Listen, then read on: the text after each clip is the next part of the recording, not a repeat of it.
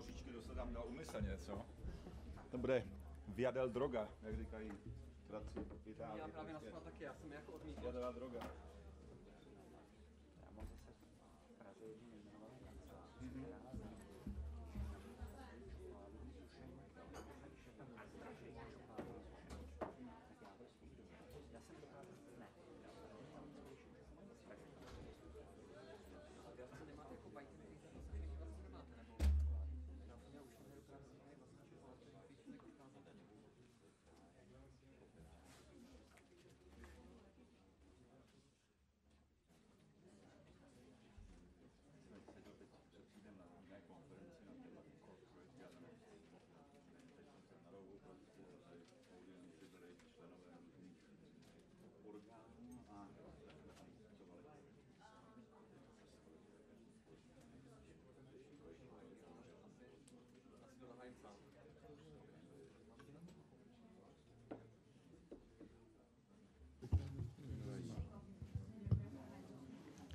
All right, so good evening. Originally, my colleague was supposed to begin this panel discussion, but since he had to leave because of some work, I'll do it. Before we will begin, I would like to announce a few changes which occurred, because unfortunately, two of our panelists, they had to apologize themselves because they do have some business out of the country, so they couldn't reach us, but we found at least the same substitutions, because instead of Mr. Bárta from White & Case arrived Tomáš Hülle, who is also very senior partner at White & Case, and instead of Martin Nedelka, and instead of Martin Nedelka arrived Pavel Marc, who was working for a long time at Wolf Theis, which is also Austrian law firm, if I'm not mistaken. So he can share some experience from the past, but now he's a partner at DLA Piper. So this to be said, I can move and spend just a very short time speaking about the reason why we actually gathered here. And it is because of the guests who are right now sitting mostly on the right side, our Chinese students who arrived to the Czech Republic to study here international business and the legal environment. Not only the Czech one, but the European one. So they are here for already they are here for 3 weeks, studying different areas which are practiced by the big international law firms. And since I know them quite a lot, they've been handling everything perfectly. Today they actually finished internships at the biggest firms in the Czech Republic, I believe successfully. I did not have a lot of time to speak about it. And now we'll be continuing speaking about the business legal environment in the European Union and the world. So I believe that it should be interesting for both cultures, the Czech audience here as well as the Chinese, because we are living in a very global world, and everything is interrelated. So maybe there is one last formal thing which I must say before I will introduce you the format of today's discussion. I would like to express my thanks to all of the partners of the program. Since there are truly a lot of them, I would like to just name PwC, which is the gold partner of the program and this discussion, as well as law firms Schenher and BBH from the Czech Republic. And now, finally, getting back to the format of today, we are thinking that we would like to do it as much interactive as possible. So together with other panelists, let me maybe introduce them very briefly, starting with Tomáš Hülle, who is a partner at White & Case. He's been handling financing mostly, and he's head of Japanese desk here, so he can share a lot of experience from this environment. On my left side is sitting Jakub Chytil, who is head of in-house department at Telefónica Czech Republic, which is probably the Czech audience knows. The Chinese, I'm not sure, which is one of the biggest corporations in the Czech Republic. And when you are a head of such an entity, you must know a lot and gather a lot of experience from the legal environment. So he can give us a lot of comments on this. On my right side, as I've already mentioned, is sitting Pavel Marc, who has been right now working for DLA Piper. DLA Piper in Czech Republic, as you probably know, they've made quite a huge step a few years ago because they've extended their practice in the region very significantly, and Mr. Marc was part of this movement. So this will be one of the topics certainly we will be speaking about. And the last one on the right corner is sitting Robert Němec. Probably most of you know him as well because he's a managing partner of PRK Partners, the law firm which is national, or I can say international because you do have branches in Hungary and Slovak Republic, am I right? Yeah. And basically speaking, this law firm belongs, let's say, to the top 3 or top 5 law firms in the Czech Republic almost forever. So he'll be sharing with us a view on, let's say, the practice of the national law firm in an international environment. And we'll handle it in a way that I took the opportunity and I sent to each of the panelists 3 questions, which I considered as, let's say, very personal, closely related or connected to them. So I will start with the first one, and I will go one by one with the panelists.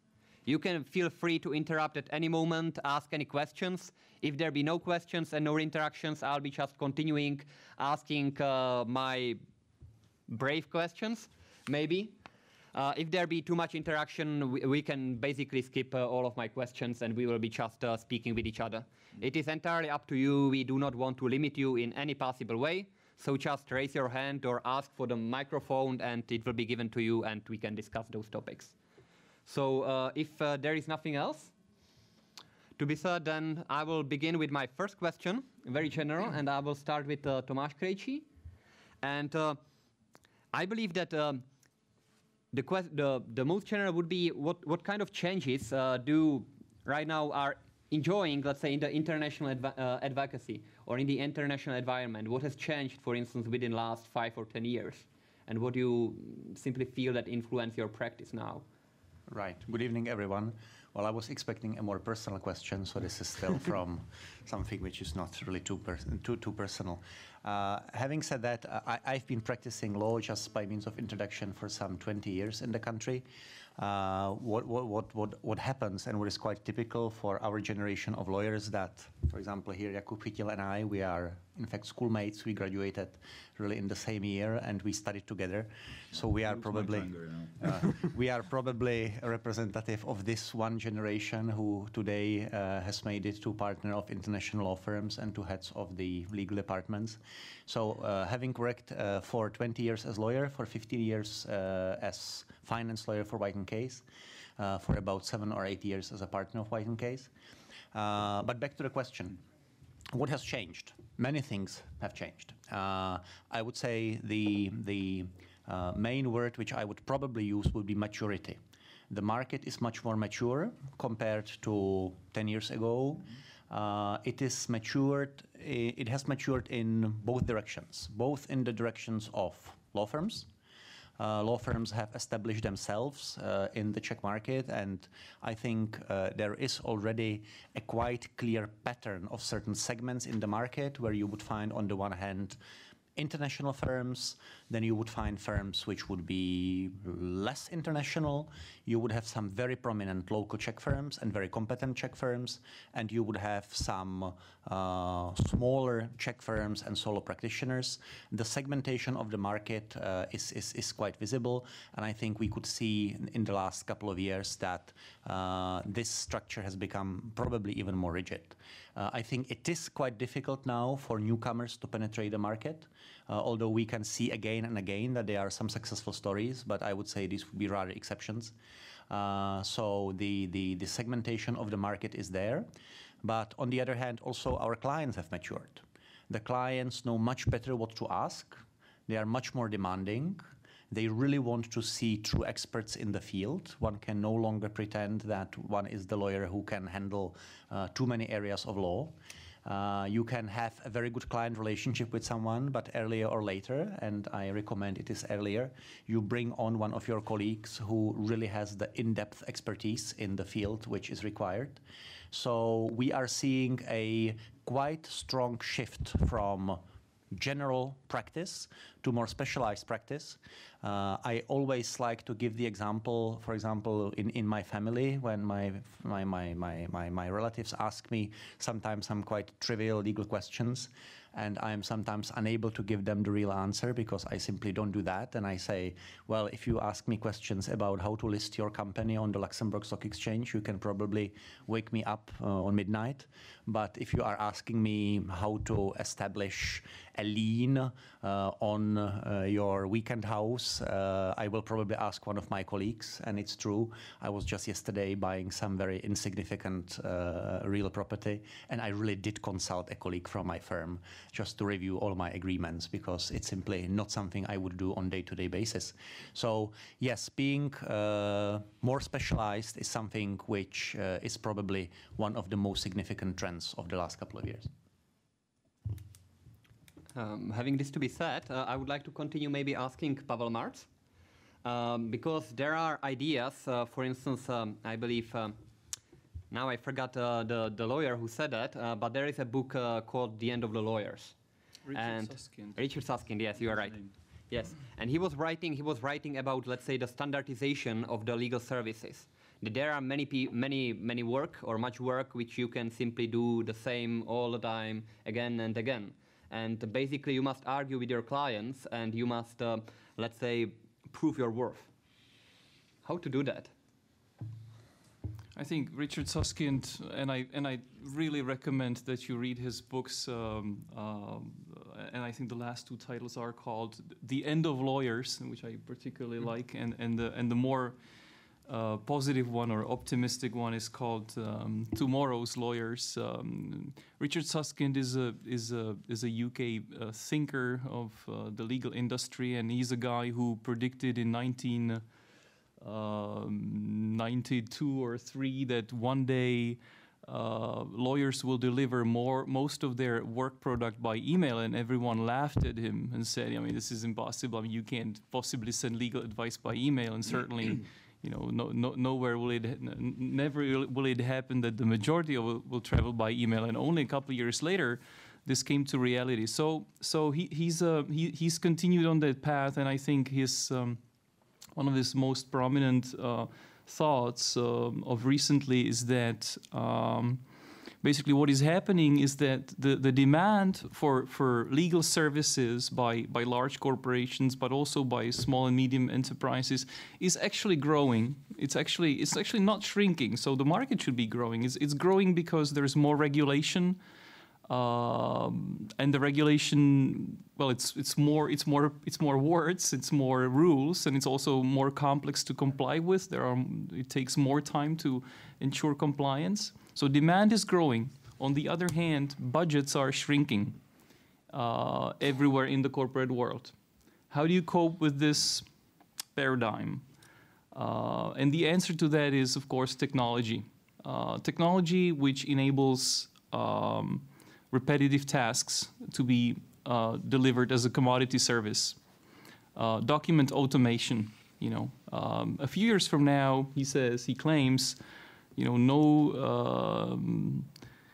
no client will ask a law firm to draft articles of a limited liability company from scratch.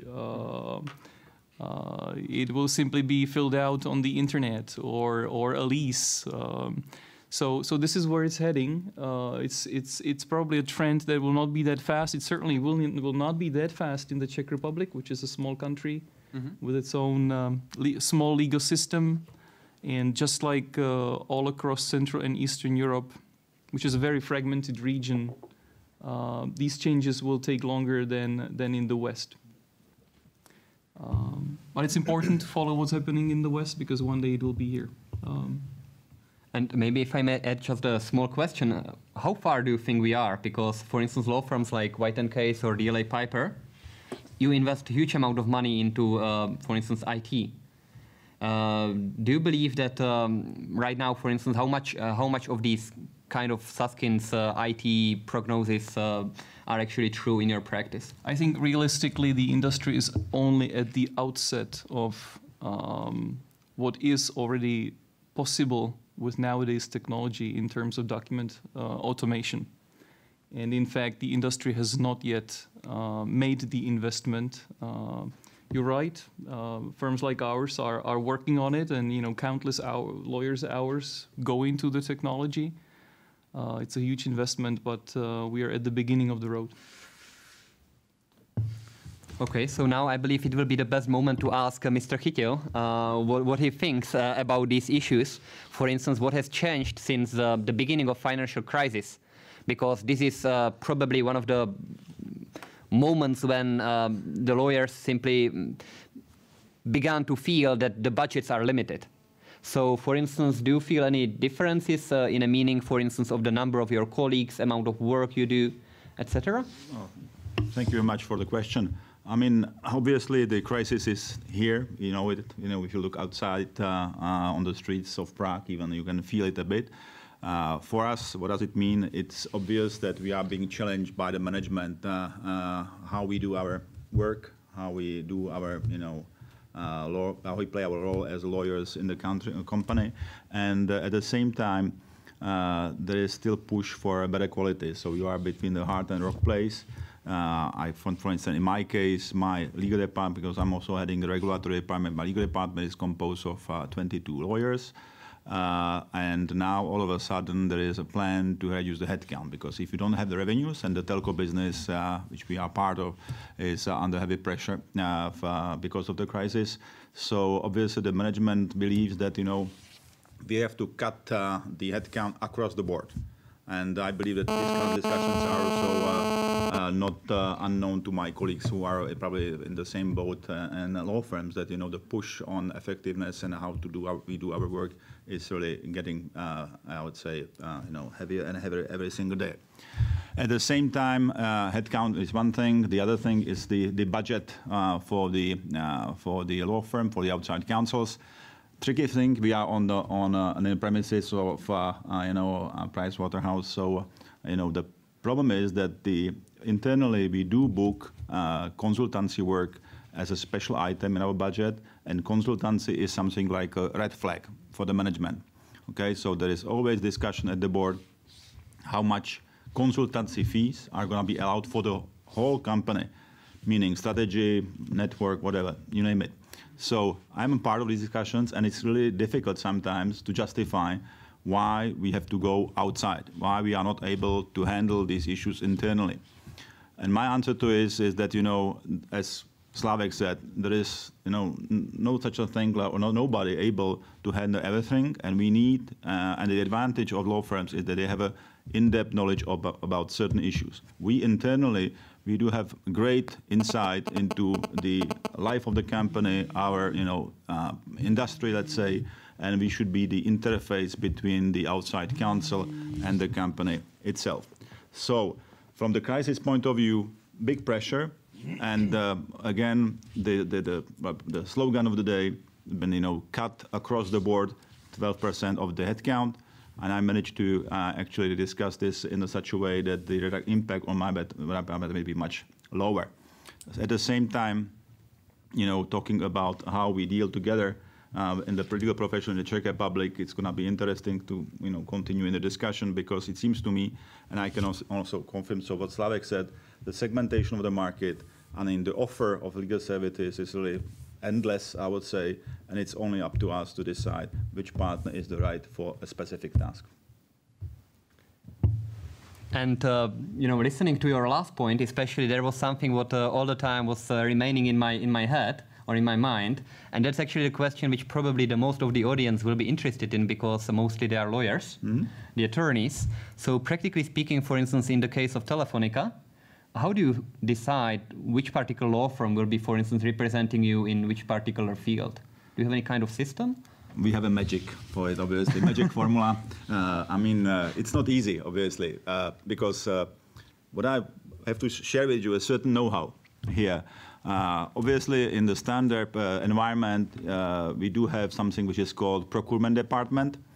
And if I were to ask our procurement guys to, help me in finding a law firm for let's say, real estate project, obviously the only and prevailing, or the dominant criterion will be the price.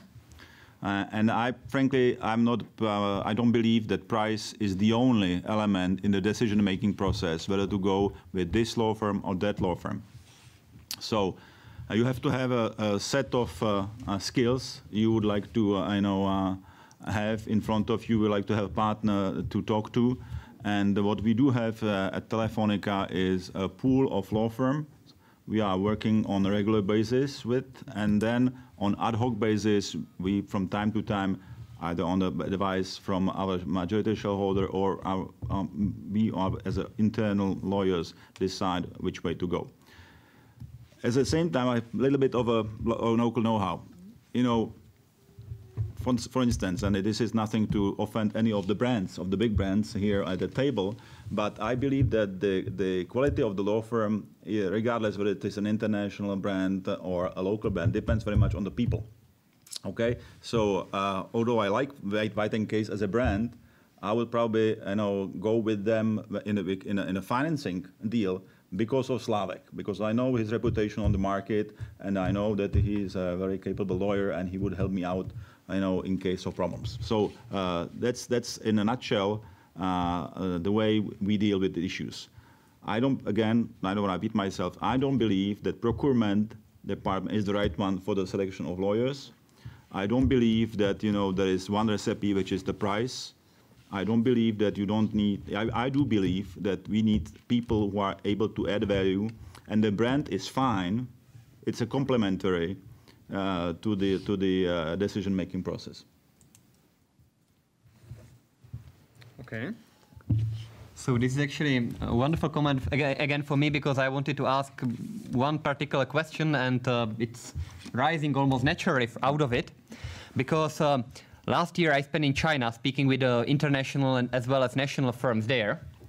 And there is still a gap which existed in the Czech Republic to a certain extent, at least in 90s maybe, and it's a differentiation between national and international law firms, especially with regards, for instance, to the, usually people spoke about quality, but it is also about practices, etc., etc.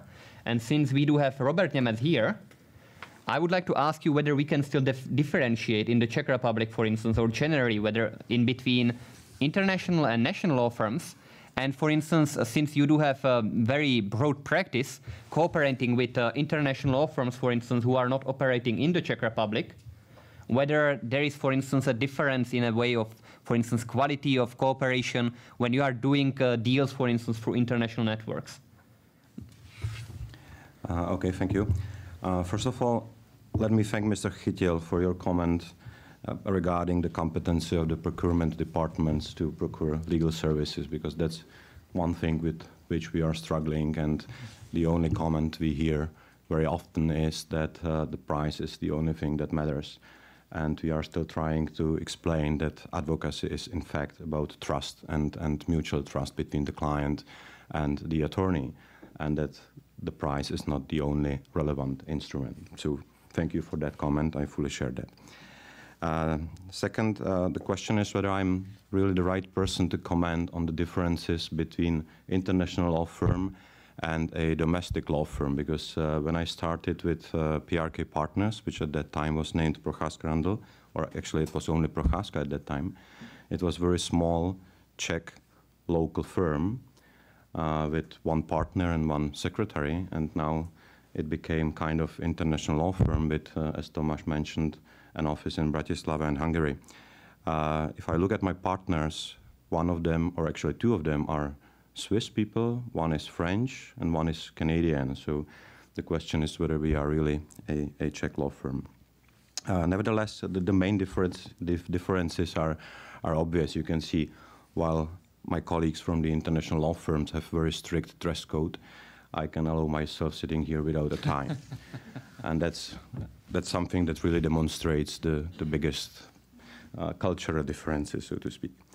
Anyway, I was warned upfront about what question Tomáš would ask me, so I kind of tried to organize my thoughts about what advantages are for international law firms and what for the domestic law firms.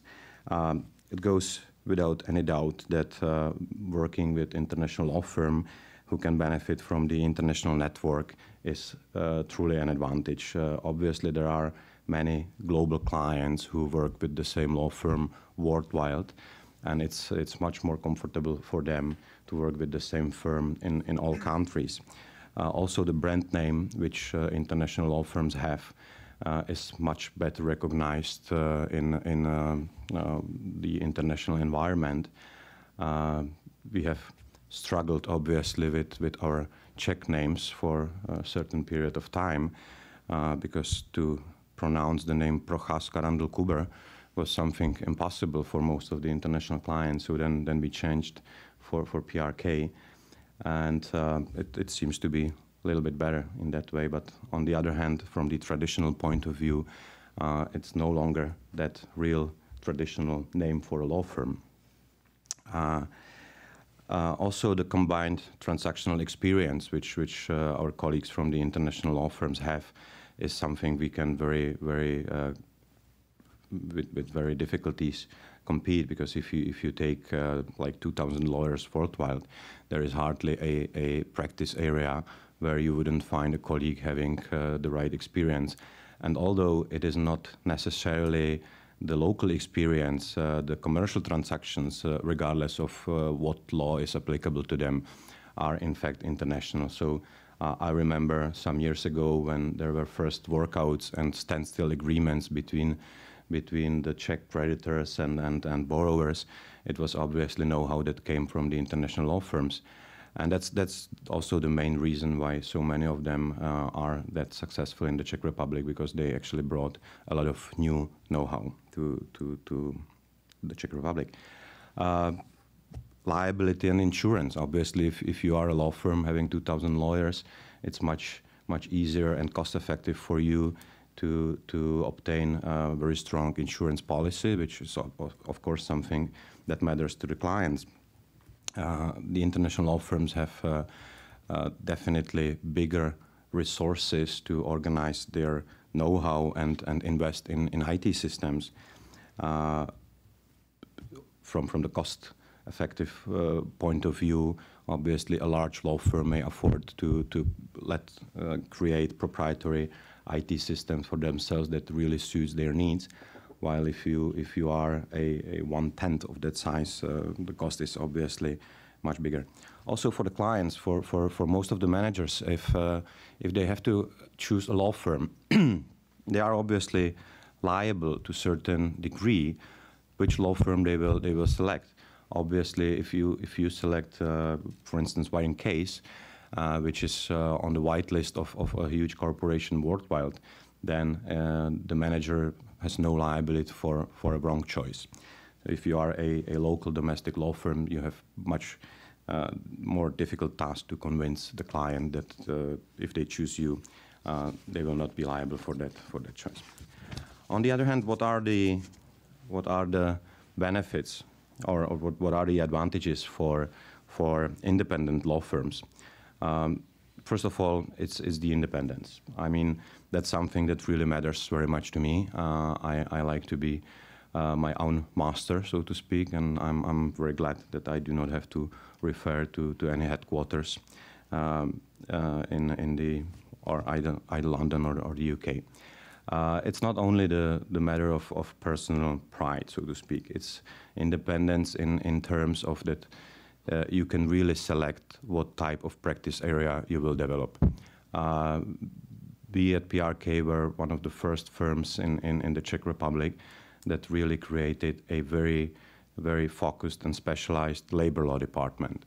That was something which the international law firms probably would have much more difficulties to start, because you have to invest a lot of proceeds in the new department, which is not profitable for a couple of first years.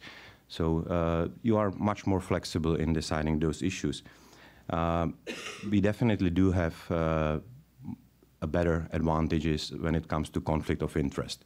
Obviously, although we operate in rather small market in the Czech Republic, we are faced with these issues much less frequently than if you have to do a conflict of interest check worldwide, and you end up, I would perhaps ask Slavek how often that happens, that he may not accept a client because of a potential conflict that may occur somewhere else in the world.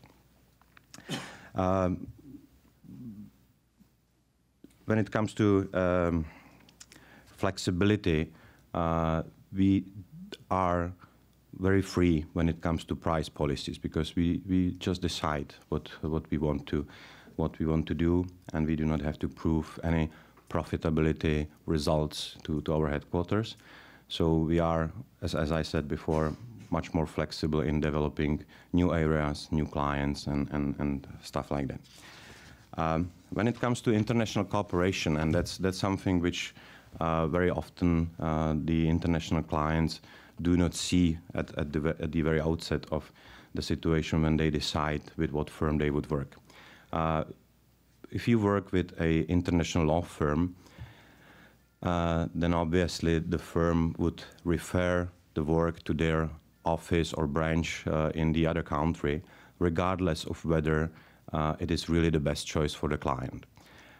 If you are independent and you are choosing your partners abroad, you can always go for the best, regardless of what the brand is, because you are not kind of bound by the exclusive character of the network.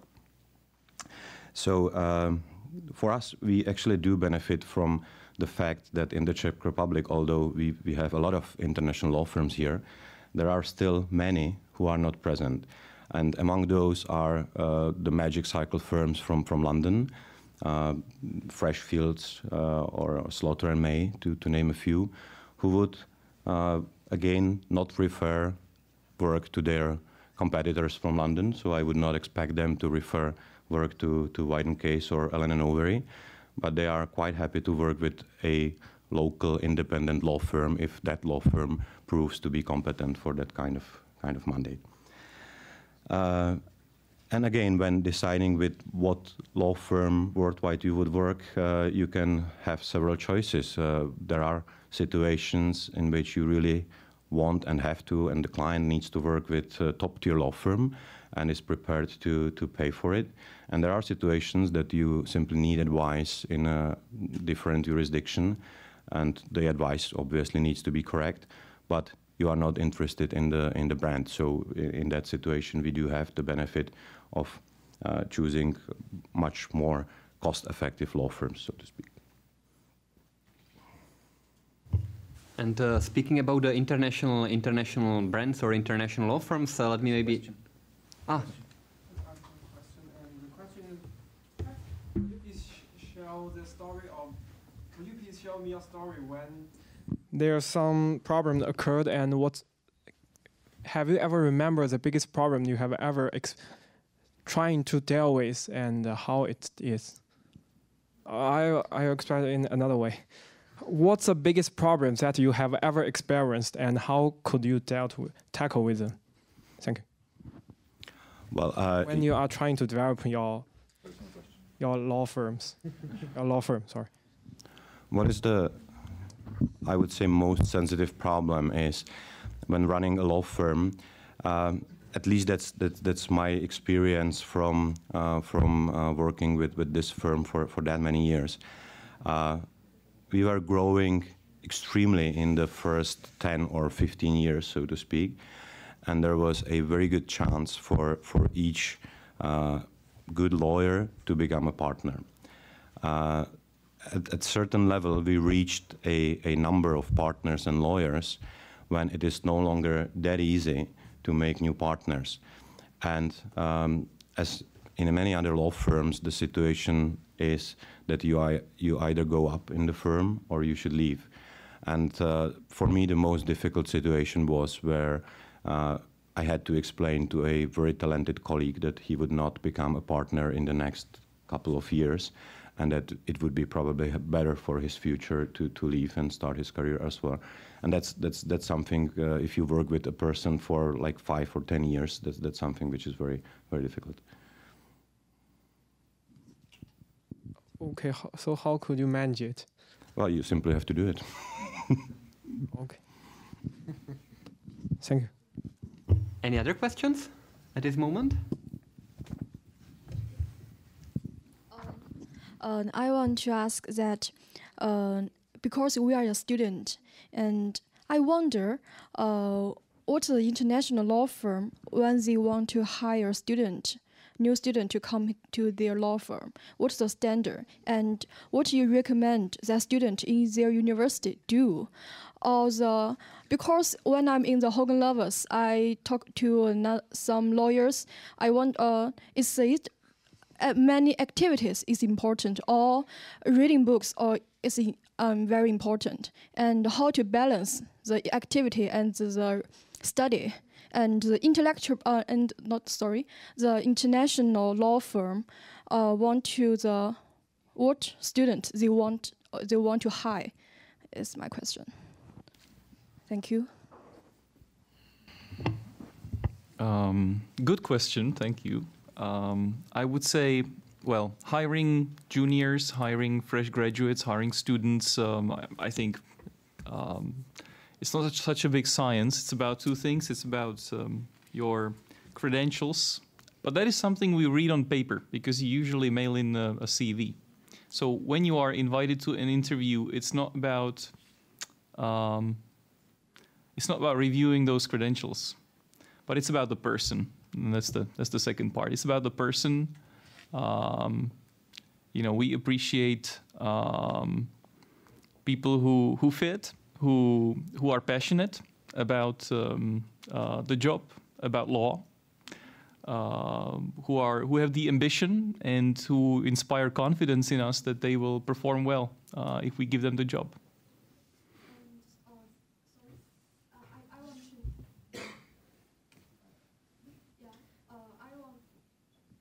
I want to know that because many students will send you CV, and you just to select some of them, and how the CV can show that the student is very excellent and they have ambition. Because a lawyer, she told me she has no activities when she's in the university.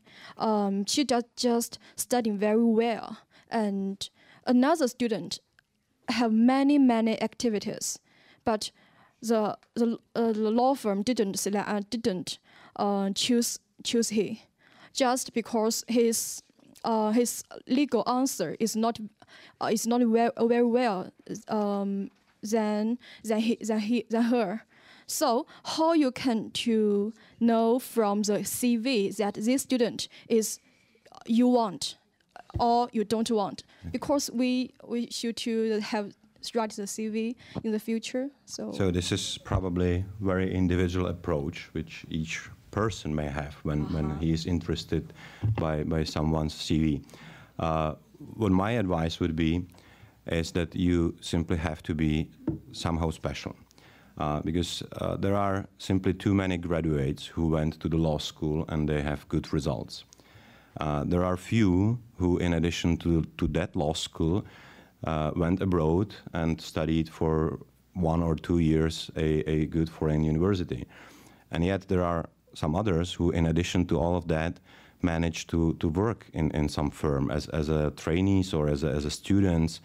And you can see that particular person is much more interested and motivated than just a student. That would be my advice. If you want to hear a in-house, view on that one, I'm a beneficiary of the way the law firm operate. Okay, meaning that actually I do have some graduates. However, preference is to go for the people who spend 3 years, 4 years in the law firm, finally pass the bar exam, and then they are on the crossroad, whether to go really full-fledged private practice, or after 3, 4 years realize that this is not exactly what they wanted to do, or because of personal preferences, finally decided to leave the law firm on the labor market, or are recommended by colleagues, or I do have a chance to work with them during their stay with the law firm. So this is how I see it. Obviously, general comment on the CV issue. CV is obviously a piece of paper or email or whatever. I mean, that doesn't say anything about the person. or say something, whether he's ready to prepare a nice CV with a photo or without photo, or it's long, short, whatever.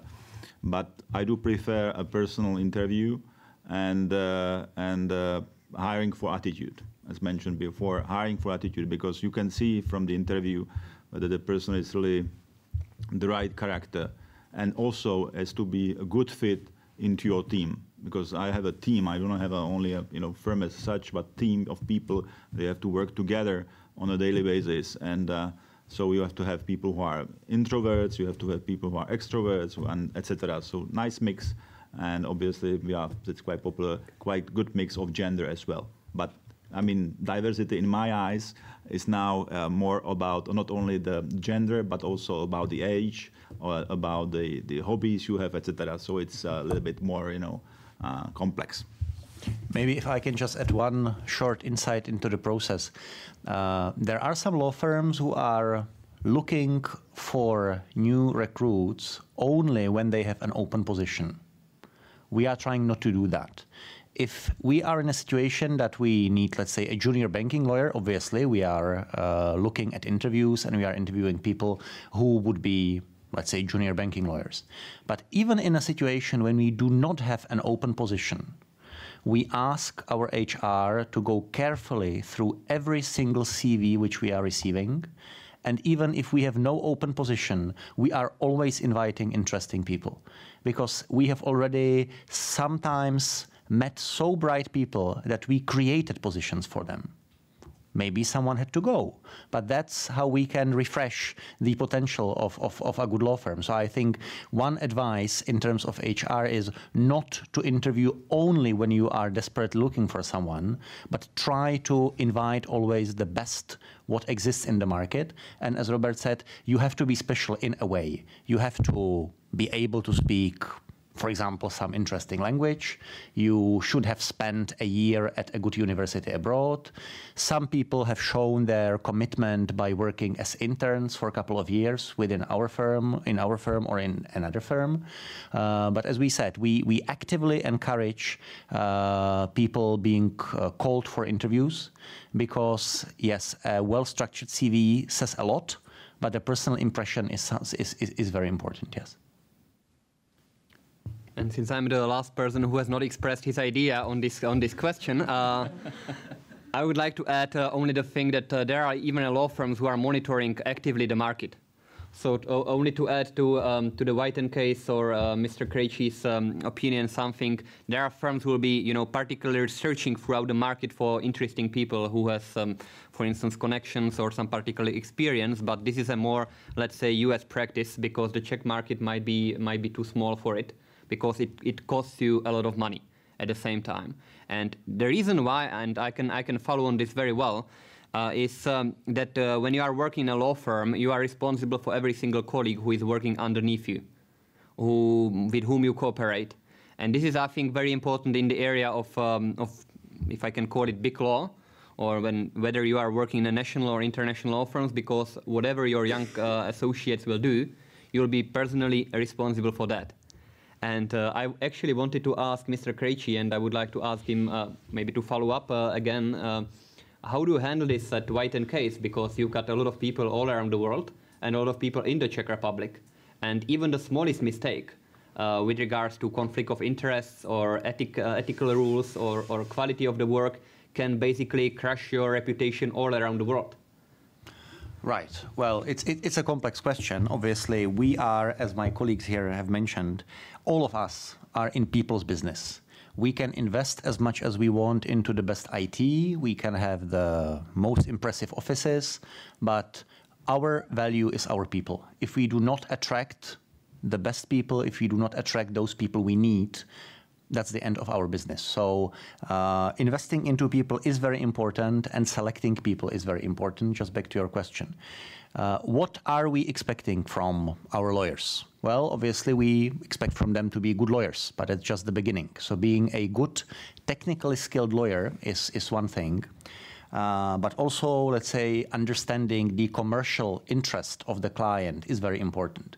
We are there not to find hurdles, we are not to find issues, we are to solve the issues. We are there to navigate the client through the tricky environment. So a sort of business understanding is also very important.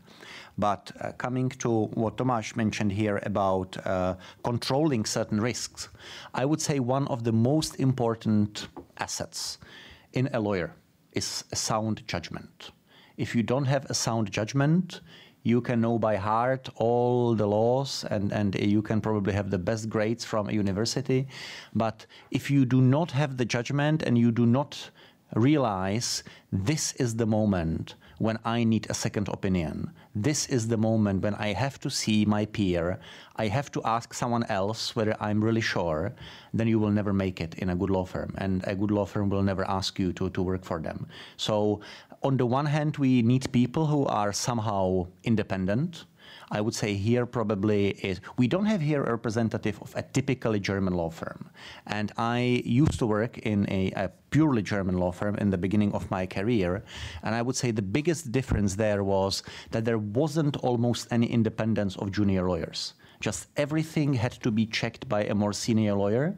And the more senior lawyers even then had to report to the partner of the firm, and he had to read everything which was leaving the house.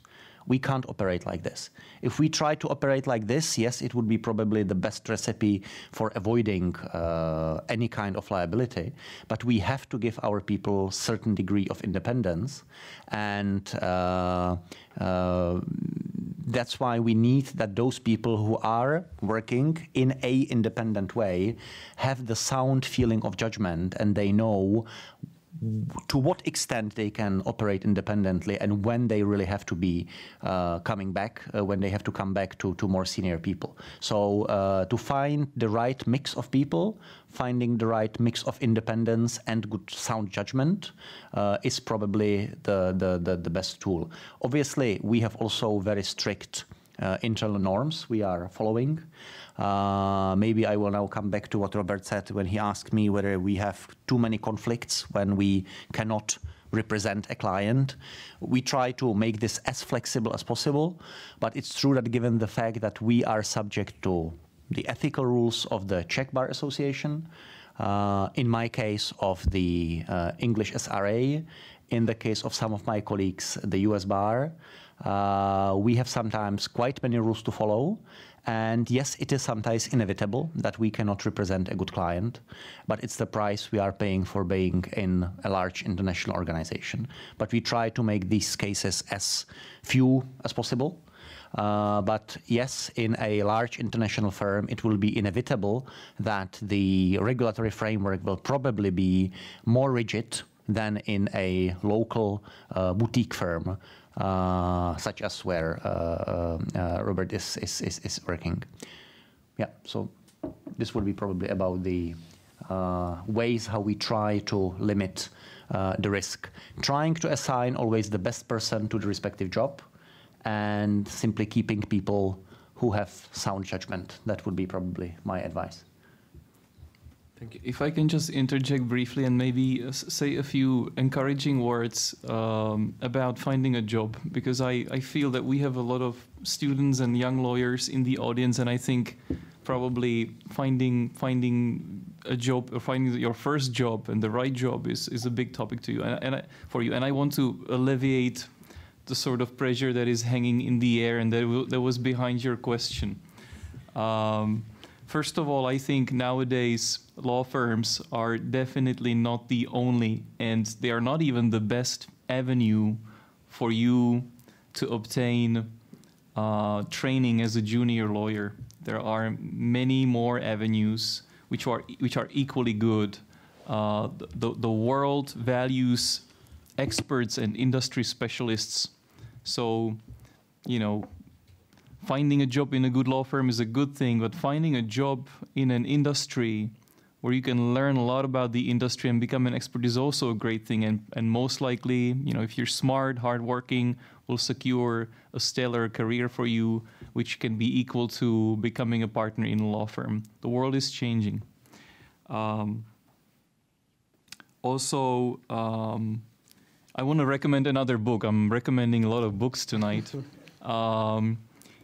You know, I sense from your question that, and it's natural that you are expecting to be chosen. That's the basic mindset of a young graduate. You are expecting to be chosen by someone.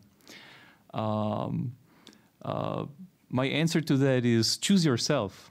You know, choose yourself. You are a wholesome person. You know, you have to choose yourself. And there's a great book by an American author whose name is James Altucher. And it's called exactly that, Choose Yourself. And it gives a lot of recipes for today's world and the choices you have to make about your career that certainly you know, will alleviate a lot of the pressure that you may feel from sort of the traditional approach to finding a job for a young legal graduate. That's all I wanted to say, just to the audience. No, I believe that it should be appreciated because I also saw a lot of junior lawyers who will have been thinking which way to take. What is new for me is that even lawyers at DLA Piper do have time to read, which is... has to be reported. I mean, you don't read, you die intellectually. You simply have to, and there are so many ways to read nowadays, right? With all the technology we have, I mean, you don't have to carry a book around nowadays. You can just read on your mobile phone. But as you've mentioned, due to the technology, you can be reading also due diligence is there at the same time. But you are right. This is actually something what I admire a lot when somebody has, and when I'll be picking a lawyer, it might be actually interesting person to handle, because you simply are not approaching the law firm, finish your business, and then you are done. There is some kind of special relationship, I believe, between the lawyer and the client. And when you do not have, when you have nothing to share with each other, then it's very easy to change the law firm. And don't forget, Tomáš, I'm a partner, so I can read. But anyway, let's move a little bit from the reading, because we can discuss it later. I would like to get to the topic which was mentioned a few minutes ago by Tomáš Hülle, and it was the waiver, the conflict of interest and the issue of waiver. And I would like to hear the opinions of Mr. Němec as well as Mr. Chytil on it, beginning with Mr. Němec, because always there are situations when very interesting client will approach you, will offer you a lot of money you can get. But the problem is that you were doing business with somebody else who in the past simply endanger this business, because you must or you should at least maybe reject the offer. And the question is whether if this person will have all of the possible information, whether he can waive this kind of problem. But let's maybe ask Mr. Němec on this issue, because he's been doing some work on it. Well, we should first start with what a legal conflict of interest really is, because you have to strongly distinguish that from a commercial conflict of interest. All lawyers around the world are prevented from accepting a mandate from a client whose interests are contrary to another client of the same law firm, but in the legal sense. For instance, we have here a representative of a telecommunication company.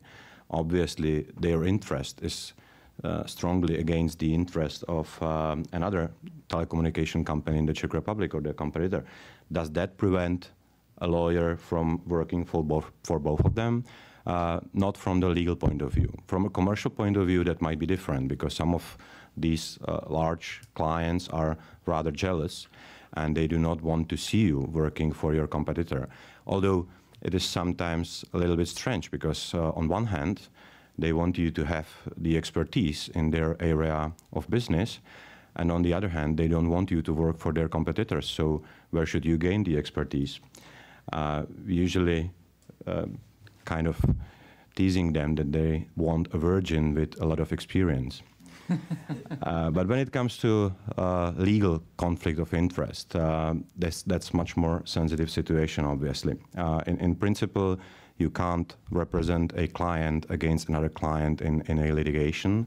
The question is whether you can do that in a commercial transaction.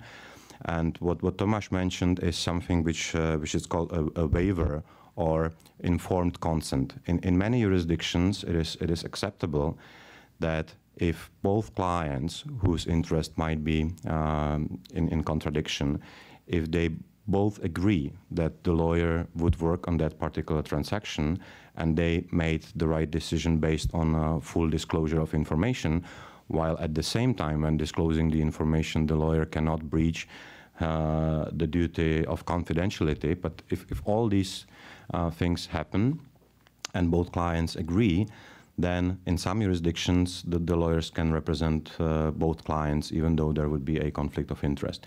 I think this is a reasonable solution because it depends on who the client is. Obviously, I would not expect a private client who does not have the relevant experience to be able to judge that situation. But if you work for a large corporation, having a legal department the size of your law firm, they are really competent partner who can decide on whether or not they would waive that right.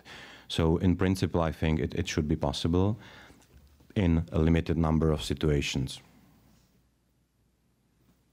Okay, no, thank you very much for the intro. I have to confess, I'm jealous, okay? So I don't like, so to say, my lawyers, the law firm I'm working with, to work on other issues, such as maybe real estate with my competitors. But I can accept that. I'm flexible enough and open-minded, so I can understand it because the market is small. At the same time, there is a certain subcategory, again personal, that I do believe potentially could prevent me working with a law firm, that this particular law firm would be suing me on the other side of them. For instance, in a private litigation, commercial one, and on the other hand would like to work with me on a real estate project. So this is, again, maybe personal issue, but I have to share with you. We are lawyers, but also human beings, so let's face it. Conflict of interest, I fully agree what Robert said, that, it's a legal and commercial issue. My approach always has been, a commercial one. I do understand that a firm can have a partner, who deals with me, and the other partner could potentially work with somebody else. But what I really like and I insist on is the openness. Okay, I don't like to be caught by surprise. I don't want to enter into a courtroom and realize that on the other side there is another lawyer from a different partner of the same firm. So that's in a nutshell how I see it. I also, frankly speaking, don't believe in this Chinese wall system. I know that there's such a brave communication policy in the law firm that people don't talk to each other at all. Although I do believe that it is maybe possible, but I don't like it. That's personal again. I don't like it, and probably it would prevent me to work with a law firm in such a situation. But at the same time, if they say to me, yes, we do have potential conflict of interest, yes, we do work for one of the suppliers of your competitor on a particular issue, and they declare it in advance, not ex post, but in advance, I have no problem with that, and I'm happy to work with such a law firm on a particular project. So, again, I would say that to what Slavek said before about the sound judgment, I would complement it with a common sense. Okay, you have to apply common sense. Prague is a small city, in comparison with other large cities in the world. There are only, a handful of people who can handle certain issues. So, let's face it, common sense is also helpful when dealing with a conflict of interest issue. Well, if I may briefly follow up on that, what Jakub said is very interesting. If you remember, he said that he cannot imagine working with a law firm and then coming to a courtroom where the same law firm would be representing different client.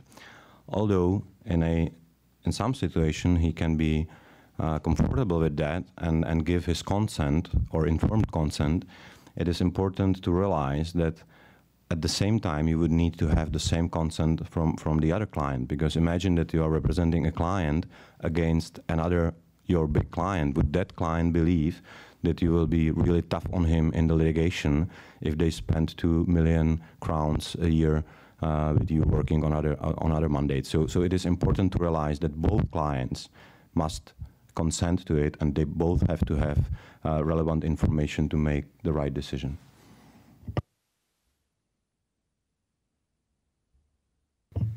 Any questions at this point? I would like to ask Mr. Niemek, if I pronounce correctly, that even though you said that if the party consents, that you can represent both of the party who have a conflict of interest with each other, but do you think there is also some ethical problem for the law firm, especially the partner?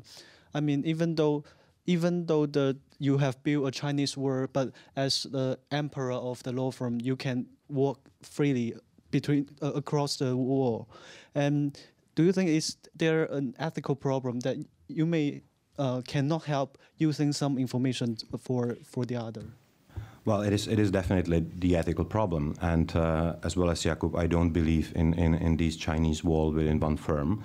The situation to which you refer allows law firms in some jurisdictions that really different partners work for different clients in a conflict of interest situation. That rule does not apply in most European countries, and it's not possible here. From the ethical point of view, although you may have the informed consent from both parties, it is always the lawyer and the law firm who, at the end of the day, must decide whether they would be really independent and whether they would not have a conflict of interest. And as soon as you feel that there is any conflict of interest, you should always be brave enough to resign, because it never brings anything good to you, to the firm.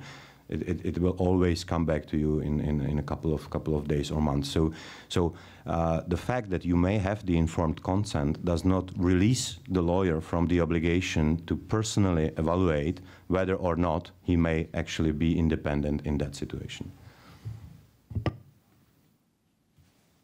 Any other questions?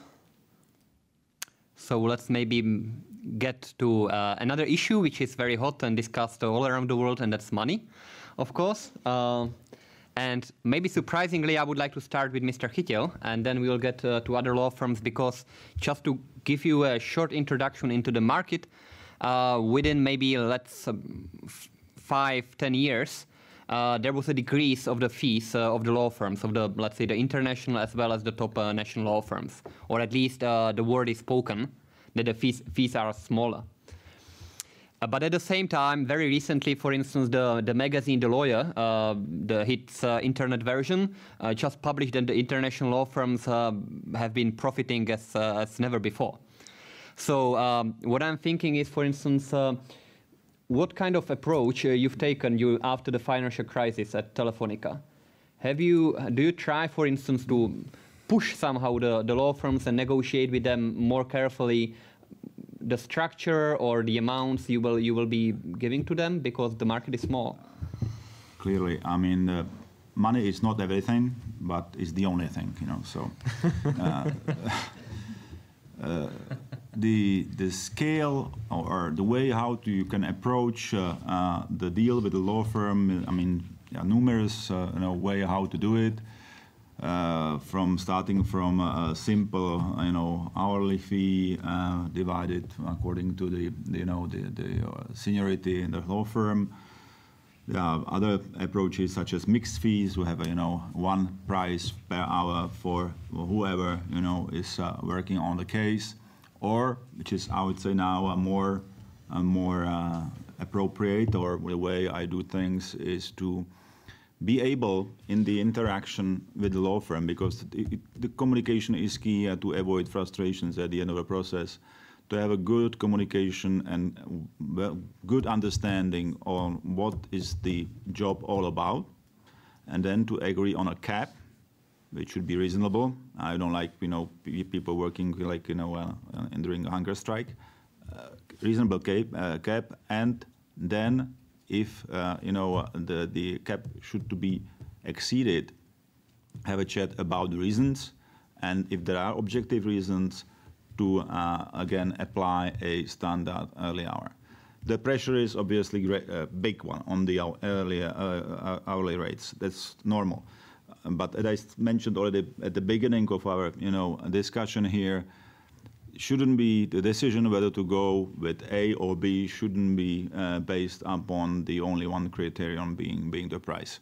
So for me, again, as Slavek said before, the market is segmented, so you can have rates for the international firm, you can have rates for the local firms. In some cases, they are very similar because the expertise is the same one. Okay, if you need to have a cross-border transaction and you have to have a law firm with a international footprint, then I would say CAP is something which for me as a budget holder important to be able to also report it. You have to understand that my work is not easy when dealing with my shareholders' money, because I have to report it to them. I have to have a good record of my spend during the year. It's being checked on the monthly basis. I have to even forecast, till the end of for instance, the quarter, the amount of money to be spent on legal fees. So again, famous discussion about the IT technology and routine work. Yes, we do have certain routine work. But this is basically managed by the internal people, but I don't need to go outside with the routine work. And my main driver is the added value and the expertise on the issue. And then I would not say that my hand is fully opened, but at least I try to pay a reasonable fee, because I believe that the quality should not suffer because of only money-driven approach. So that's in a nutshell. But otherwise, I don't want to teach you about how to structure a fee. Again, the basic category, hourly fees, then mixed fees, then cap, or combination of these which can help. And also, I would say that the best for me is to pay good money for best possible work here in town. So that's in a nutshell how I see it. All right. Maybe just a short introduction, because I would like to give a word to Mr. Krejci on this issue. I would agree with Mr. Chytil, but sometimes there are, for instance, I've heard several times when I was speaking with partners, especially from the big international law firms, that, let's say, certain quality of work cannot be done on the level when the fees are right now. That, for instance, it can even endanger those issues we are already discussing. I mean, the quality and et cetera, et cetera. So are the fees, let's say, reasonable, or what would you like to say? Maybe I'm asking the question in a wrong way, and you can correct me. Listen carefully. I don't think you are asking in the wrong way. First of all, as Jakub said, it's always nice to hear in the market that price is not about everything. I'm always asking myself a question when not speaking about legal advice. I assume all of us here are sometimes seeing a dentist, and I'm asking you, would you always go for the cheapest dentist? I can assure you probably you would not. It's not probably the criterion you would apply when selecting any kind of medical advice. So why should the procurement always go with the least expensive lawyer?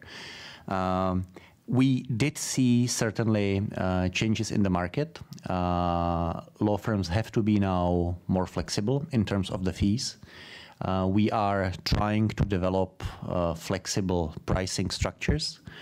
We also have our internal pricing models. When we finish a transaction, we can simply more or less push a button, and we will see whether the matter was profitable, how many hours people of different seniorities worked on the matter, how much we built internally, how much we had to write off, how much the clients really paid. So we have really developed now, or our finance people have developed very sophisticated models which allow us to price transactions in the best possible way. There will always be some high-end work That's the work which ideally we would like to be doing on a daily basis. We don't live in the ideal world, obviously, but that's our target, to work for large international clients in cross-border deals with substantial added value, so that clients are really willing to pay our full rates. But then there is obviously also some commodity work where we have to be much more efficient. We also come more and more to the understanding that a firm like ours cannot handle all types of work. There will be inevitably types of legal work when we will tell our good clients, this is something where you can get much better value for money if you go to a very competent local firm. And we do that because we don't want to squeeze out money from clients for things where the value would not be there. Because if they realize that they can get some very simple job for the fraction of the price somewhere else, they would not trust us anymore in big transactions. So it is sometimes advisable to tell the client, no, this is something which you can get with much less expense with our competitors or with another local firm. So that's very important. So we have to be, I would say probably if I can summarize the last couple of years, all law firms have to work more for the same money. We as partners of the firm have to work substantially more hours than we had to a couple of years ago. The pressure is there. There are still public data on, that's the magic abbreviation, PPEP, profit per equity partner, which are accessible, and touch wood, my firm has been still doing very well, and we've been still increasing the PPEP, but there is a price which comes for it. One has to work more, and there is certainly this pressure from the clients. Also, maybe I can complement that, I mean, we are talking about the price. I believe that, that's true that, if you pay peanuts, you get monkeys. I mean, there is a crystal clear, correlation or relationship between the price you pay and the service you get. But at the same time, the law firms are creative, okay? So it's what I like. Sometimes if I have a project, I'm able, as I said before, define properly what has to be done. They're able to come up with something like a discount. If the work reaches a certain level, there's going to be a discount, or some, hours will be written off.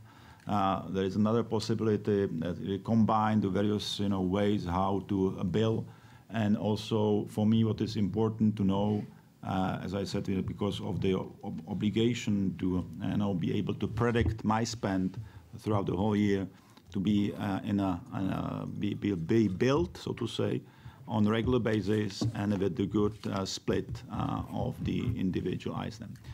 Last but not least, what has to be said, and it was somehow mentioned also by Slavek, what we don't like is to be built, for a, I'd say, research, number of hours, which is obviously excessive. There is a tendency, especially among the junior lawyers, to bill as much as possible because to show that they are really vital for the law firm. But at the same time, this can somehow damage the relationship with the client, because if you were to discover that there is big amount of hours, on the simple research, you get, in potential troubles. Also, what I do expect from the law firm is a certain know-how. I'm not willing to pay for, again, research in a particular field which is allegedly the expertise of the law firm.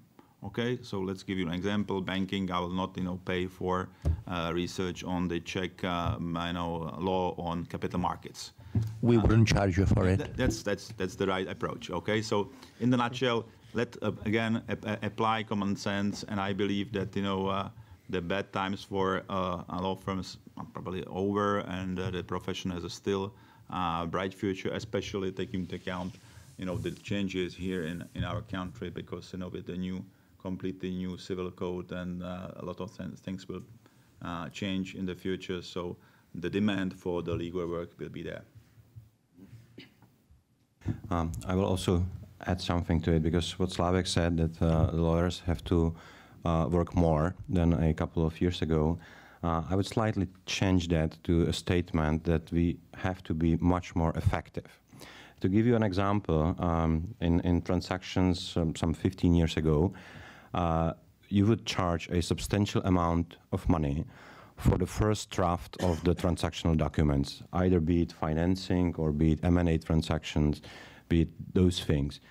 These days, you in principle do not charge anything for the first draft, or almost anything, because there are already so many market standards that the first draft is not the most expensive thing in the transaction. What is expensive is negotiating the draft with the other party. If you take a term sheet for a loan document, for instance, there are already IT systems, and that it's nothing to be so sophisticated that you simply input the data from the term sheet and it will produce the loan agreement within a couple of minutes. But that's not the main amount of work which is to be spent on the transaction. You have to negotiate that. The situation is over where both parties would simply accept whatever document they were presented. They really want to have the document tailored to their special needs and discuss how the document needs to be changed in the transaction. But the bottom line is that the law firms these days are definitely much more effective than they used to be, especially in the Czech Republic. Because what Slavek mentioned at the beginning, the market is much more matured. The lawyers are much more specialized. It is not only about the lack of knowledge which would prevent you from accepting a mandate in an area of law where you are not an expert. You simply can't do it for the price the client is willing to pay, because you would spend number of days and days researching something which someone else already have the expertise. And as Jakub said, the client would not pay you for a research if they are hiring a firm with a special knowledge. But isn't it possible, for instance, to hide this research into the, for instance, the spendings in a way that you will put it not as a research but as a drafting? Well, first of all, that would not be ethical. That would be cheating. Obviously, this is something that obviously happened on the market quite often, because if you look at some of the public tenders and the hourly fees the law firms are presenting, and their financial results at the end of the year, you clearly see that they spent like 10 hours on something which is worth 1 hour perhaps. So the question is whether the fees really went down in this situation. But I'm not prepared to comment on cheating on the client. I mean, first of all, that's not ethical, and second, from the economic point of view, it doesn't make sense. Why should you spend a number of hours researching something and not being able to charge it to the client? If I may just add to the stories, very interesting stories we've heard here. I think the central theme of the economies of the legal industry, of the legal sector of today is an unprecedented crisis of what we call the hours model. The hours model basically is based on the assumption that clients pay not so much for output, the wisdom you give them, but they pay for the input, the hours you put in to make that product. And that has been the traditional model, but it's broken. It's not working. The industry is very innovative at hiding the problem, at coming up with blended rates, discounts, volume discounts, you name it. But the reality is the hours model is in last stages of its long life. It's not working, it's broken, and I think it will disappear gradually. I don't give a new client hourly rates unless I'm asked to do it. I give the client the price for the job, and at the outset of every assignment there has to be a scoping of the job. And that's the way forward, because that brings you to pricing the value that you are expected to and you should deliver, not pricing the input. The hours model is not just an external thing. It's not just about the relationship between the firm and the client, what you show on the invoice. It's also an internal thing. And that's where it's hurting the most. And that's what I call the crisis. The crisis is in that performance at all law firms internally is measured by hours, which is completely debilitating in today's world. You know, it's demotivating for the juniors. It doesn't contribute. It's not a driver for efficiency. We all know that. Now I'm sort of, you know, undressing from my DLA Piper partner coat, and I'm telling the truth. This is the reality.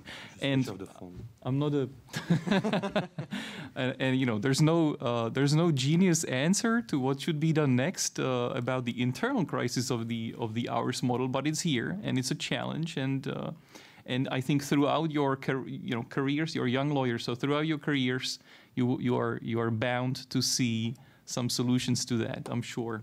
And you know, good luck contributing to developing those solutions. Maybe if I can just add a very short anecdote. I had a good friend, and she decided to set up her own law firm. And she's very bright, very successful. She has like 4 or 5 associates. And when she was about to set up the firm, she told me, and I will never have those bloody timesheets where people have to put down every hour. And I'm not going to work with hourly rates. I will simply price the product. I will ask my lawyers to make the best thing. And I will simply not do what Pavel has called the debilitating idea of timesheets and hourly rates. I meet her 6-7 months after she set up her boutique, and she said, it took me 2 months, the timesheets are back. So maybe it's not the ideal way how to monitor what your people are doing during the working hours, but nobody has yet developed a better way how to monitor what your employees are doing. I do agree that one has to be creative in terms of hourly rates. It is true that the reality of full hourly rates is not as omnipresent as we would like to see it happening in the market, but probably there is unfortunately no better model yet than monitoring the hours and people writing down what they are doing during the day. Yeah, you have to strongly distinguish between various types of legal work. While in a transaction, you can give a fair estimate of what the transaction would cost the client. In litigation, the situation is completely different, for instance, because you can't simply predict what number of hours will be spent on the dispute and stuff like that. So it's really different in different types of legal work. And I have nothing against timesheets. I wasn't criticizing timesheets. Timesheets are, you know, but they have different functions, right? You mentioned the monitoring function, which is important for discipline, of course, and I think it will not go away. And I know that there are timesheets even in in-house legal departments. I don't know if it's the case at O2. This is not my case. Not your case. Actually, I know that there are such a in-house departments, but I'm more an amateur of what you just said before, i.e. delivery. Okay, I want to see my guys, and at the same time the law firms, and that's also why we do have a couple of prevailing number of mandates with the capping system, i.e. that there's a value put to on the table and discussed between us and the law firm, and we do agree on that one. So for my people, I mean, I like them to work hard, obviously, but no timesheets, because what I'm betting on is the result and the output of their work. So, I mean, it's probably a good practice for some type of teams, but not for mine. I think it also depends on the size of the team and you know, other methods that you have for enforcing discipline, of course. Maybe speaking about timesheets, I would agree with most of the comments, actually, especially from Mr. Krejci. But the thing is that I still do remember how I was sitting at the law firm around 10 o'clock at night. I was looking forward to going home, and then I was supposed to write the timesheet, and I spent another 20 or 30 minutes just, you know, going through the timesheet. So that was activity which I was simply hating at that time. But at the same time, I was not trying at all to suggest the cheating in the area of timesheet, just to be writing something else. But in reality, and I know it from the discussion with my colleagues from those big international as well as national firms here, that basically it happens. That some activities are actually put into the timesheets under, let's say, different name, just to have it there. And this actually brings me to another point, which I believe maybe is not sufficiently resonated in the Czech Republic, but should be in the future, and it's the position of the Czech Bar Association in the country. Because the Bar Association has different roles all around the world. The Czech Bar Association is very specific, and maybe if I may ask Mr. Němec, because there is a very interesting, let's say, activity which he's chairing, if I may say it in this way, called Modern Advocacy, which brings some topics which can be discussed here. So can you maybe? It's perhaps rather participating in than sharing. Well, the whole point, and to put it in very, very easy terms, is that I think the modern or large Czech and international law firms need to participate in the daily life of the Czech Bar Association, simply because the law firms are rather important in Prague. Or not only in Prague, but in principle, they either consist of partners or cooperate with attorneys in the total number, which is really significant, and it is important that their voice is heard at the Czech Bar Association. The point is very, very, very, very simple. There are really various types of lawyering in the Czech Republic. The Czech Bar Association associates not only solo practitioners, it not only associates criminal lawyers, but it also associates transactional lawyers from local law firms, from international law firms, and things like that. And I have been actually participating in the Czech Bar Association as member of the supervisory committee, which has the first of all disciplinary role, and second is kind of supervisory body for the board of directors. And I'm more than convinced that it is really important that modern law firms are kind of their voice is heard during the sessions of various bodies of the Czech Bar Association, because we have simply sometimes a little bit different point of view on different things. The discussion about conflict of interest is in principle one of them. Simply there are different problems in a firm associating like 50 or 100 lawyers from that of a solo practitioner in a small city.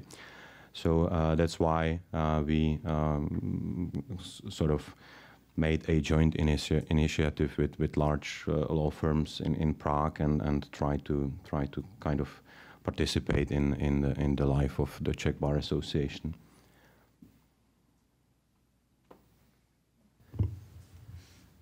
And maybe speaking a little bit more in details, because as far as I know, for instance, American Association, they've been doing different activities. They are not only observing, for instance, the behavior of the law firms, but they are also doing some research on the market. They are providing the market with statistics. They've been simply helping them. Is it something what we should expect, for instance, in the future, or what would you like to expect from the Bar Association here? Well, I can't really comment on the role of the American Bar Association. What I'm familiar with is the role of the Czech Bar Association, which is in principle, and that should be always understood, is the regulatory body. That's the organization which is responsible for the quality of legal services provided and the quality of lawyers who are admitted by the Czech Bar to provide legal services. So this is the main role of the Czech Bar Association, and it really must make sure that associates who want to qualify and who want to get their license are very well qualified to provide legal services. There are obviously things which are not entirely established in the Czech Bar, and that's something which in England, for instance, they call continuing professional development. That's a system which really makes sure that you don't only end up with your knowledge you gained during the studies and something you may learn during your practice, but that you are in principle obliged to participate in continuing legal education. It is more relevant in situations in which we are, and that's what Jakub already mentioned. We will have entirely new civil code in a couple of months, and it is crucial that lawyers become familiar with that, and the Czech Bar Association should be kind of supervising this process. When it comes to other functions of the Czech Bar, I don't really believe it should become some kind of organization which would kind of represent lawyers' interest in the lobbyistic kind of way, because that could lead to the loss of independence, and that's something which, from my point of view, is really crucial. That it is self-regulated body, that the attorneys or lawyers who are associated in the Czech Bar Association are not subject to the supervision of the state, and that's something which is really important and crucial. And as you may know, in some countries it already happened that the Bar Association lost their regulatory position, and the legal profession is regulated by state authorities, which is something I consider very dangerous for democracy and for the right to be represented by a lawyer. Agreed. Okay, since it is agreed by the panelists, let me get to the last question, and then I will give a floor to all of you. But since we do have our dear guests here from China, I would like to get back with my last question to Mr. Krejci, because he's the head of a Japanese desk at White & Case, and he travels a lot all around the world, and he's got, let's say, personal experience with Far East and Japan. And he speaks fluently Japanese, if I'm not mistaken. And my question would be, what is, for instance, most surprising, or what are the biggest differences between both those regions? What surprised you when you return back, or where you go to do some business in Japan? It might be interesting, especially for our colleagues from China. Well, first of all, I must really make here a big qualifier. China is China, Japan is Japan. I hope you will agree with me.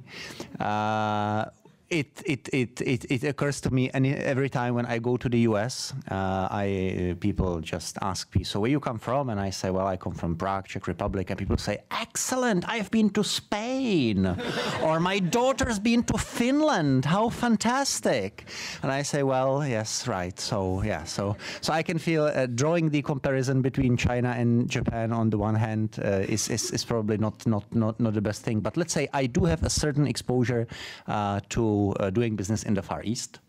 I do travel very often to Japan, and I've been representing some quite big Korean clients in the Czech market as well. So really my exposure to China is almost non-existent. But what I would maybe say is that when doing this type of work, one is more and more aware, let's say, of some fundamental cultural differences, and being able to somehow bridge the gap between understandings of business in two different parts of the world is sometimes very rewarding.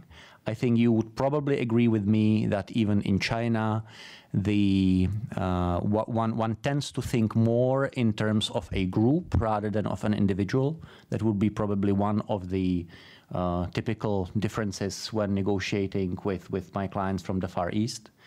The society is much more hierarchical, so one has much more appreciate the differences in the group which is represented. People play different role. Sometimes the person who is the best communicator is not necessarily the person who will make the decisions. The person who makes the decision is probably the old man sitting in the corner who doesn't say a word for 3 days, but he's the most important one. There is a certain different way in expressing emotions, feelings. When my Japanese clients tell to their European counterparts, we believe it is a slightly difficult proposal, I'm telling the European counterparts, well, they have already decided they are not going to do it. And they said, but they said they just find it difficult. And I said, well, when the Japanese say it is slightly difficult, they mean they are not going to do it at all because they don't like to say no. So there are simply certain ways which probably are in common for doing business in Eastern Asia. I should really compliment Tomáš and a group of people here that they are organizing the Prague Summer School. I'm a big believer in having these cross-cultural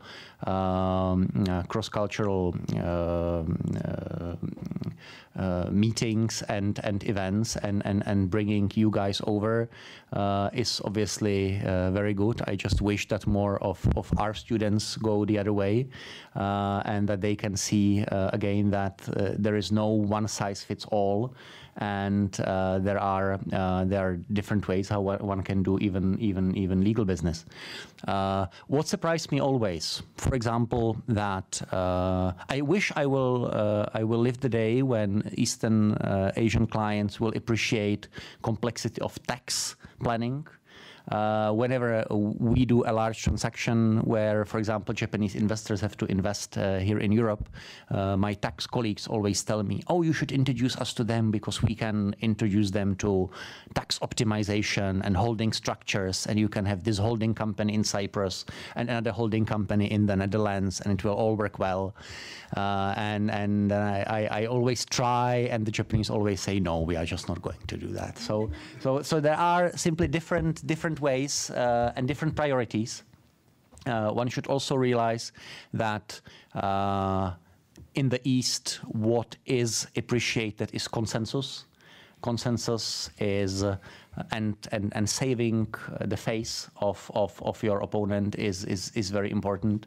So one cannot really be there the aggressive American lawyer, because this is simply not what the culture expects. Fortunately, we have a very good operation. In fact, White & Case is probably the largest international law firm office in Tokyo, it's really a privilege that I can work with those guys, supporting them not only in deals in the Czech Republic, but working with them here in Europe. I have one more associate here in Prague who is fluent in Japanese, so we are a small island for this type of work here in Europe. And yes, it's good fun, and the food is very good, yes. Actually, I must apologize because let's say I had an opportunity to enjoy for longer or shorter time all of those cultures, Korean, Japanese, as well as Chinese. But I wanted to make it a little bit less complicated for the late evening to distinguish between all of them. Because I still do remember when I was sitting in front of the class in the middle of China. And as you probably know, those areas are very agriculture oriented, and those students were interested in particular, let's say, field. I believe it was a kind of, that university was a tobacco university or something like this. And I was facing the questions asking me on the Japanese culture. What do I think about Japan? What is different? What is the approach of the European Union towards Japan? And it was really very interesting, because at that moment you could have seen those differences, how for instance how Japanese, for instance, think about the things, and what is the difference in a way how Chinese think about the issues. And I believe that I was discussing it with several of you during the summer program as well, especially from the business perspective. And if I did not have an opportunity, we still do have several days to do so. But anyway, I do not want to waste this valuable time speaking about my experience in Japan and China. Let's move to the questions. And I would like to ask you, all of you, whether there is anything what we can add to the discussion. Do you have any questions? Yes. Well, this kind of question just comes so naturally. I'm wondering, will one day that the lawyers, attorneys, something like this will completely be replaced by artificial intelligence?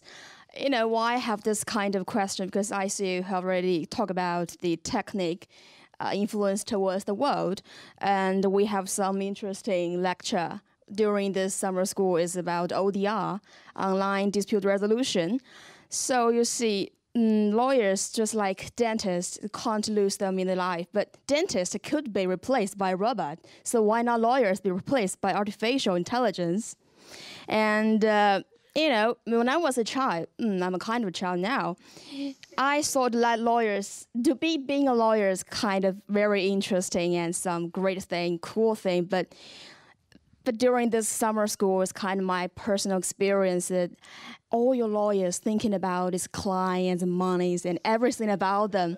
You're not thinking about something new. You're not creating something. You're not inventing something. So maybe one day, you know, because anything you've talked about, some time shift, some HR, some BD, anything about this, just how to create the values for your clients, how to make your efficiency is not about creating new things. You are not pushing the human to go to the future. Can I say this way? So I know this question is kind of naive, but yes, the ordinary question is just, will lawyers be completely replaced by artificial intelligence? Thank you. Very interesting question. Thank you for that one. I hope not in my lifetime. It will be difficult for my mortgage, but frankly speaking, I don't believe so. Even though that it's going to be probably, you know, a way that we will not be obliged to drive our cars because they will go on their own, and everything will be well managed by the, you know, artificial. Sorry to interrupt you, but I don't know why I think so. Why are you so confident about this? But as far as I know, all your job is just dealing with people. Nothing can't be replaced. Nothing is inefficient in the world. Why you think you're so special as lawyers?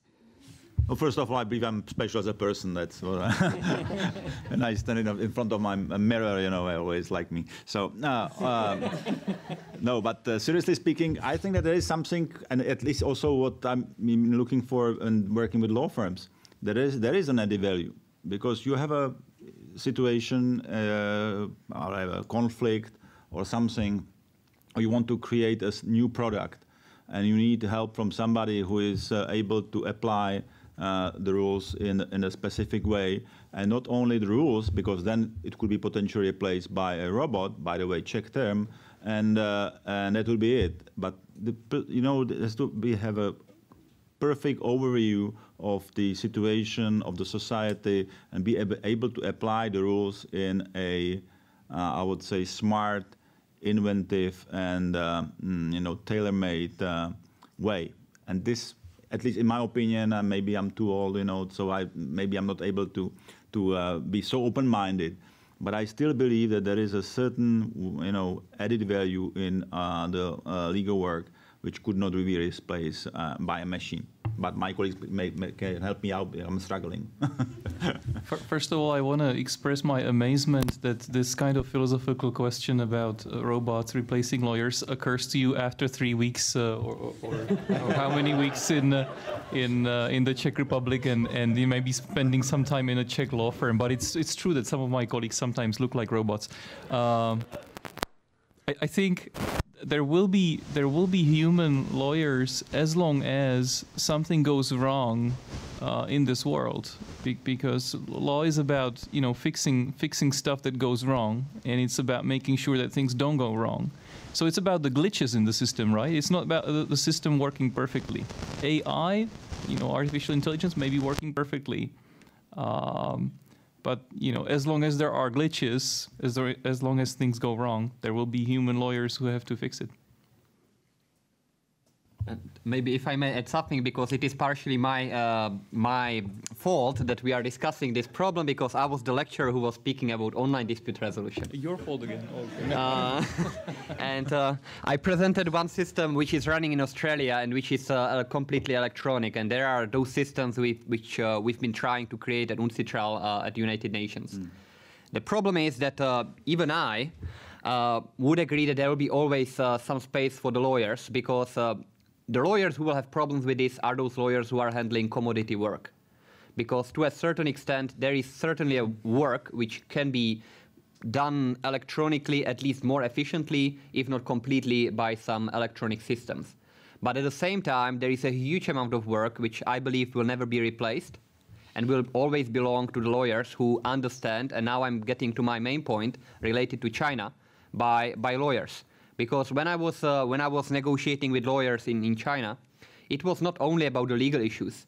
It was always about, for instance, introducing you to somebody on the market, to think instead of you about the problem, to basically, as Mr. Marz already mentioned, to solve the issue, to solve your problem. And that problem is not always some kind of mathematical issue which can be easily solved. It's about it's about knowing the market and knowing the people. And I think no computer, as far as I can imagine, can do it right now. I would probably add to it that one of the most important skills, as I said, for a lawyer is some kind of social intelligence. The way, the human touch, being able, you come to a meeting and you need to negotiate with the counterparty. You need to draw the attention of the counterparty, or you try to steer the attention of the counterparty to one particular issue. At the same time, you hope they will not notice another issue which you are trying to cover. And these are all the things which where you really need creative thinking. You cannot replace that by a machine.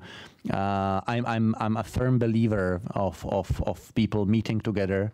There was once a commercial for some airline which said there is nothing like a handshake, and I really believe there is really nothing like a real handshake. And even if we invest so much money into video conferencing and online facilities, I still believe that there is really nothing like going somewhere, meeting the person, shaking hands, doing the deal.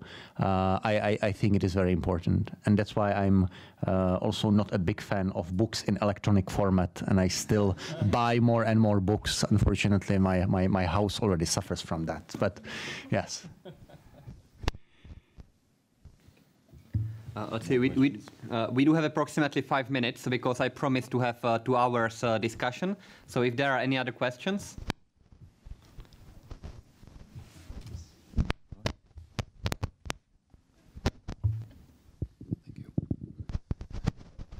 I would like to ask, what is your opinion, as Czech Bar Association was mentioned, what is your opinion on new regulation being discussed, which would extend compulsory period for legal trainees to 5 years? Do you see any actual benefits there, or is its purpose just self-serving? Thank you. Should we go one by one? Because maybe we have different views. I have a very radical view on that, but... I'm not so much in it because I'm in-house counsel, but I mean, I don't see any reason for the 5 years. But maybe, it's because my experience with my minute, 3 years is just enough. But I'm afraid we will pretty much all share the same view here on that issue. I think also that 3 years of training is sufficient for a lawyer to become a lawyer. The only argument I have heard so far which makes sense is that there are countries surrounding us like Slovakia, there are Austria, and there are professions surrounding us like state prosecutors or judges whose training period either has been or is planned to be extended to 5 years. And in that situation it would make sense to have all the lawyer professions having the same period, but simply from the law firm point of view, it's the 3 years period is definitely sufficient. Yeah, I should also mention that although here on the panel you can now see 1, 2, 3, 4, 5 men who are lawyers, law is certainly not just a profession for men, and it's also a profession for women. And for very natural reasons, it might be prohibitive and it may be discriminatory for women to have, if they have to spend 5 years in full training. I also would maybe pose one very heretical thought, and this is we could have a look at the German model, where there is in fact no bar association, where you have just very strict state examinations which are administered by the state without the influence of the bar association, because here you have a situation when the bar association in fact effectively controls who will get into the ranks of the bar association. So in fact, the bar association is controlling who the next competitors will be of those who are in fact administering the examinations. This is not the case in Germany, where in fact you have quite long training and at the end you have the second state examination. But in a way, I think it is a model which is much more transparent and really leaves the discretion in the very independent hands of the state. How does it work in China? I'm just curious. What's the? How long do you have to practice after you become after you graduate from law school? How long do you have to practice before you get your own license to practice law? Okay, we try to explain this question time after time during this summer school. The thing is, in China, you have to 4 years and go to law school. And in the third year, you have a chance to take part in examination. And this examination about how you have to qualify to be a lawyer. And when you have this kind of qualified now, you're not a lawyer now. And you have to obtain your degree, can I say this? And 1 year experience in some law firm and some court. And then you can go to the bar. Basically like this. 2 years, I'm sorry. I'll let my colleague explain this. There's two main examinations in China before being a lawyer, an official lawyer. First is that in college or whenever, only after you have finished 3 years legal education, you can take part in the national judicial examination. Through this examination, it does not mean that you are already a lawyer. It just means that you have some degree of legal knowledge. And after that, one need to be a lawyer assistant for 2 years before he is qualified to take the bar examination in China. And after he had finished this period and passed the examination, he will be a licensed lawyer. So I think this is telling a small country like the Czech Republic that we are probably overregulated, and it's an artificial hurdle that we are putting up for young lawyers to access the profession, and that in reality, if these big countries have not collapsed because their lawyers are incapable, we are not going to collapse if we reduce the training period to 2 years or 1 year. In the US, people just take a bar exam after 3 years in law school, and they're fully qualified to practice, and the system works. And as you can hear, China also has a shorter period. So I'm actually a proponent of reducing the time. Okay, maybe. Yes.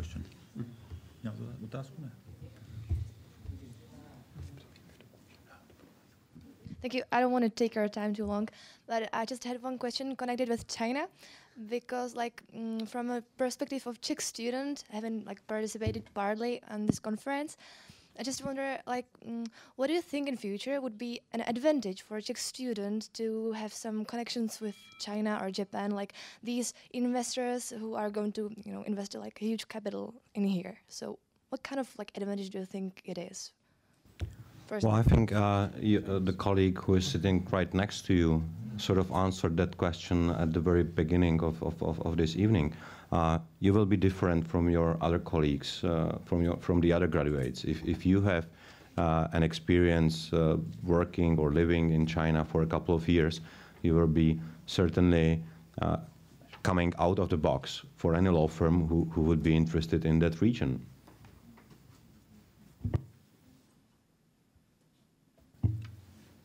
And maybe I should add something to this, because I've been actually thinking about that for quite some time since I was living there. The point is that, it depends what will happen in the future, because nobody knows what will be with the United States, nobody knows what will be with China, nobody knows what kind of problems or opportunities will arise in the future. And always it's about your personal setup, what you will prefer, and then what you'll do with it. And I think there is no correct answer towards that. I think you must just pick up your way, go with it, and hope that it will be the right one. But maybe since we are, getting into the very comments where we can spend a lot of time on. Let me finish or conclude today's session or today's panel discussion.